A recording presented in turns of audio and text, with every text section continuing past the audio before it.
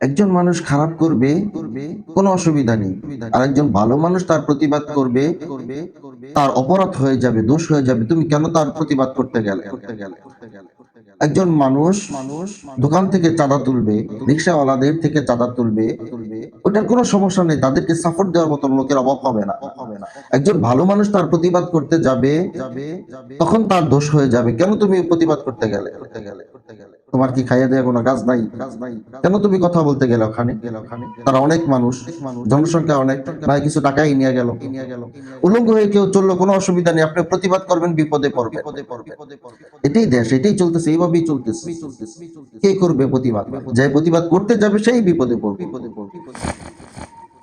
এটার নাম নাকি স্বাধীনতা। আচ্ছা বলেন তো, স্বাধীনতাটা কোথায়? আপনি বাসায় ঘুমাবেন, ঠিক মতো ঘুমাতে পারবেন না।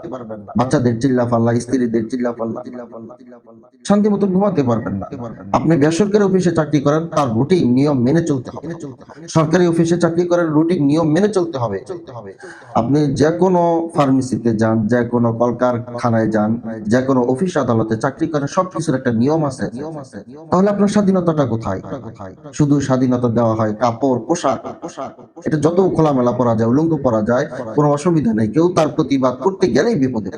ওখানে স্বাধীনতা, অন্য কোথাও স্বাধীনতা নেই। সব জায়গায় নিয়ম ফলো করতে। দেশের অবস্থা এরকম পর্যায়ে চলে যাচ্ছে, এটাকে ফিরানো যাচ্ছে না। এখন থেকেও যদি মানুষের মাথায় ভালো মন্দ না ঢুকায়, তাহলে দেশটা একদিন অনেক বড় ক্ষতির মধ্যে পড়ে যাবে। আল্লাহ তাআলা আমাদেরকে বুঝার তৌফিক দান করেন।